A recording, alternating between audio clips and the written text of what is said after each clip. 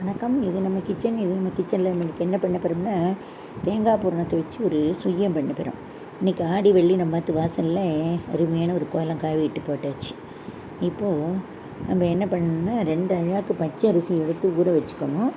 1/2 அழாக்கு உளுத்தம் பருப்பு, இது ரெண்டுத்தையும் தனித்தனியாக ஊற வச்சுருக்கேன். அரைக்கும்போது ஒன்றாவே போட்டு அரைக்கணும். நல்லா 4 ஹவர் ஊற வச்சிருன்னா நல்லா மாவு பொங்கி நைஸாக வரும். மாவு பொங்க வைக்கலாம் வேண்டாம், புளிக்க விடணும் அப்படிங்கிறலாம் அவசியம் கிடையாது. மாவு அரைச்ச கையோடையே இதை செய்ய வேண்டியதுதான்.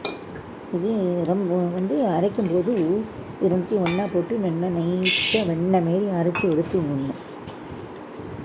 இந்த மாதிரி அரைக்கும்போது இந்த மாதிரி நல்லா ஜலத்தை விட்டு ஊற வச்சுட்டு அரைக்கணும். இது நாம் இதில் பண்ணலாம், நிறைய மெத்தடில் பண்ணலாம். மைதா மாவு யூஸ் பண்ணி பண்ணலாம், கோதுமை மாவு யூஸ் பண்ணி பண்ணலாம், மைதா அரிசி மாவு யூஸ் பண்ணலாம், கோதுமை மாவு மைதாவும் யூஸ் பண்ணலாம். இப்போ நான் ஜலத்தெல்லாம் வடிச்சுட்டேன். உளுத்தம்பருப்போட ஜலம், அரிசியோட ஜலம் ரெண்டுத்தையும் வடிச்சுட்டேன். இதுக்குள்ளெல்லாம் ஏலக்காய் போடணும் அப்படிங்கிறதுலாம் கிடையாது. ஏன்னா நம்ம தேங்காய் பூரணம் கிளறி வச்சுருக்கோம். காலம்பரியாக நான் கிளறி நல்லா ஆற வச்சுட்டேன். இன்றைக்கி ஆடி வெள்ளிக்கு அம்பாளுக்கு பிரசாதம் பண்ணலாம் அப்படின்ட்டு. நீங்கள் இந்தமாரி பூரணம் நாளே கூட நீங்கள் நல்லா கிளறி ஆற வச்சுடலாம். இப்போ நம்ம தேங்காய் பூரணம் கிளறது எப்படிங்கிறது நம்ம கிச்சனில் நான் முன்னாடியே ஒரு வீடியோ போட்டிருக்கேன். அதோடய லிங்க்கை நான் கீழே கொடுக்குறேன், நீங்கள் பாருங்கோ. யூஸ்ஃபுல்லாக இருக்கிறவா அதை பாருங்கோ. நம்ம இப்போ ரெண்டுத்தையும் ஒன்றாந்து மிக்ஸி ஜாரில் எடுத்து விடுறோம். அரிசியும் உளுந்தையும். இந்த சுய்யங்கிறது நிறைய வெரைட்டிஸில் பண்ணலாம். பூரணம் உள்ளே வச்சு பண்ணுறதுலாம் இப்போ நீங்கள் தேங்காய் பூரணம் வச்சுருக்க மாரி கடலப்பருப்பு பூரணம் அந்தமாரி நிறைய வெரைட்டிஸாக பூரணம் வச்சு பண்ணலாம். இப்போ இந்த நைஸாக அரைச்சி எடுத்துட்டு இந்த ஏனத்தை அரைச்சி மாவை அரைச்சி எடுத்துட்டு அப்புறம் என்ன பண்ணுறதுங்கிறத நான் சொல்கிறேன் உங்களுக்கு. சில பேர் மேல் மாவுக்கு உப்பு போட்டுப்பான். உப்பெல்லாம் பண்ணணும் அவசியங்க. இப்போ இந்த 3/4 பதம் தான் அரைப்பட்டிருக்கு. இதில் நான் நல்லா ஒரு 2 டேபிள் ஸ்பூன் அளவுக்கு கல்லெண்ணெய் விட்டுருக்கேன். இந்த கல்லெண்ணையும் விட்டுக்கலாம், நெய்யும் விட்டுக்கலாம், எது வேணாலும் விட்டுக்கலாம். நான் கல்லெண்ணெய் விட்டுருக்கேன். விட்டுட்டு இதை மறுபடியும் ஒரு ஓட்டு போட்டி நல்லா நைஸாக வழுவூனாக அரைச்சி எடுத்துட்டாச்சு. இதை இப்போ ஒரு பாத்திரத்துக்கு நம்ம மாற்றின்னு விடுவோம். இதுமாரி நம்ம தேவையானது மொத்தம் எல்லாத்தையுமே யூஸ் பண்ணணும் அப்படிங்கிற அவசியம் கிடையாது. நமக்கு பூரணத்துக்கு தகுந்தப்போ தான் நம்ம யூஸ் பண்ண போகிறோம். அதனால் நான் கொஞ்சமாக தான் இப்போ மாவு எடுத்துட்டுருக்கேன். மீதி பாதி மாவு ஜார்லேயே வச்சுட்டேன். அப்புறம் தேவைப்பட்டால் எடுத்துக்கலாம் அப்படின்ட்டு. இப்போ நம்ம நல்லா கையை அலமின்ட்டு ஈரம் போக ஏன்னா துடைச்சி விடுங்கோ. ஏன்னா தேங்காய் பூரணம் மிச்சம் கூட இருக்கலாம். தேங்காய் பூரணத்தை இப்போ என்ன பண்ணுறோம்னா நல்லா உருட்டிக்கணும். நல்லா உருட்டி இந்த மாவில் போட்டு விடணும். தேவையான அளவு போட்டு விடணும்.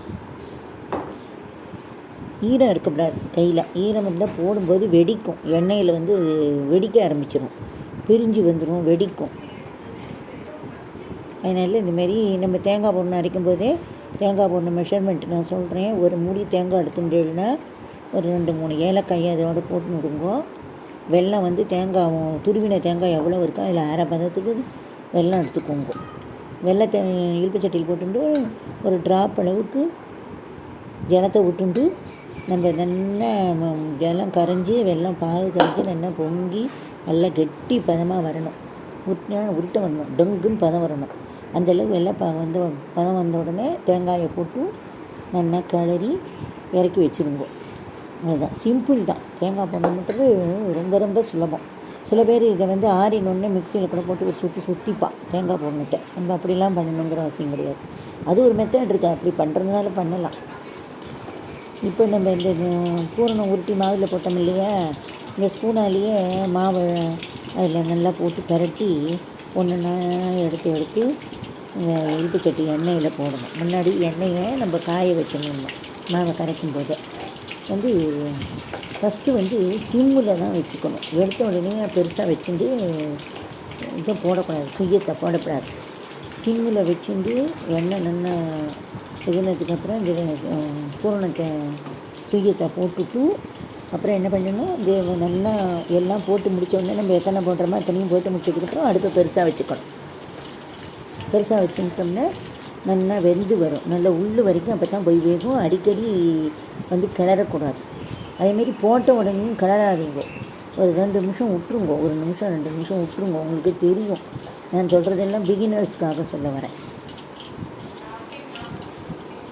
இது வந்து நல்லா பிள்ளையார் சதுர்த்திக்கு கூட இந்த சுய்யம் பண்ணுமா. சில பேர் தவசம் பண்ணுற வாரத்தில் கூட அதிர்ஷ்டத்துக்கு மேலாம் சுய்யம் பண்ணுறவா இருக்கா.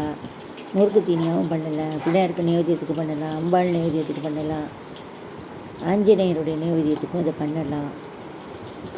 அது மாதிரி evening time tea time snacks அந்தமாரி கூட பண்ணி இதை சாப்பிடலாம். இது நல்லா வெந்து வரணும். எண்ணெய் குழந்தை மட்டும் போட்டுருங்கோ. 1 2 பிரிஞ்சு வரும்.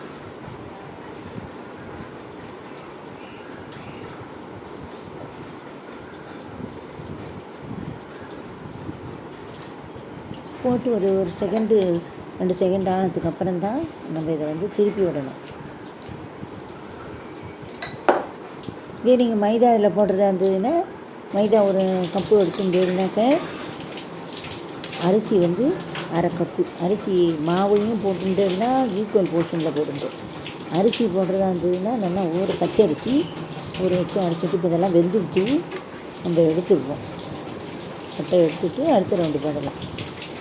அதுமாரி அதை அரிசி அரைச்சி மைதாவோட கலந்துண்டு இல்லைன்னா ஒரு டேபிள் ஸ்பூன் அளவுக்கு எண்ணெயை ஊற்றிட்டு அரை வந்து ரவா, பாம்பே ரவா, அதை தனியாக ஊற வச்சுக்கோங்க. ஊற வச்சு இந்த அரிசி அரைக்கும் போது இந்த பாம்பே ரவையும் அதோடு போட்டு ஊறின ரவையும் போட்டு நல்லா அரைச்சி எல்லாத்தையும் ஒன்றா கலந்துக்கணும். மைதா, ரவை, அரிசின்னுட்டு நிறைய மெத்தடில் பண்ணலாம். இதேமாரி சுயம் பண்ணி எந்த ஃபில்லிங் நீங்கள் வைக்கிறீங்களோ அதுமாரி வச்சு பண்ணலாம். இல்லை கோதுமை மாவு பண்ணுறதுனா கோதுமை மாவு 1 கப்புனா அரிசி மாவு 1 கப்பு அதுமாரி எடுத்து அதையும் சுயம் பண்ணலாம். இது பிகினர்ஸ் கூட பண்ணிடலாம், ஒன்றும் அது இல்லை. இதெல்லாம் பண்ணி முடிச்சதுக்கப்புறம் ஒவ்வொன்று விரிஞ்சு வந்துருக்கும். விரிஞ்சு வந்து இந்த பூரணங்கள்லாம் எண்ணெயில் இறங்கியிருக்கும். நீங்கள் என்ன பண்ணுறது, நல்ல சல்லடை வச்சுருப்பேன் இல்லையா, வடிகட்டி ஆறினதுக்கப்புறம் இந்த எண்ணெயை ஒரு இதில் வடிகட்டிட்டோம்னா பியூர் எண்ணெய் தனியாக வந்துடும். இந்த மேலே இருக்கிற இந்த பூரணம் பிரிஞ்சு வந்திருக்கு பற்றியெல்லாம் திப்பி அதெல்லாம் தனியாக நிற்கும். இந்த வேஸ்டேஜெல்லாம் தூக்கி கொட்டி விடுவோம். எண்ணெய் கொள்கிற மட்டும் நம்ம இப்போ போடணும். அது வெந்துட்டு 2வது ஏரும் நம்ம எடுத்து விடுவோம். இது வந்து சுட சுட சாப்பிட்டேன்னா மேலே முறுமுறுன்னு இருக்கும், உள்ள திதிப்பாகவும் சாஃப்டாகவும் இருக்கும். ஆற வச்சு சாப்பிட்டேன் அப்படின்னா ஃபுல்லாகவே சாஃப்டாக தான் இருக்கும். இப்போ இந்த மாவு வந்து மிஞ்சி போயிடுத்து, அவ்வளோதான். இதை வந்து வேணும்னா மறுபடியும் கொஞ்சம் பூரணம் இருந்தால் கலரி போட்டு பண்ணலாம். இல்லை அப்படின்னா இந்த மாவில் என்ன வேணாலும் பண்ணலாம்.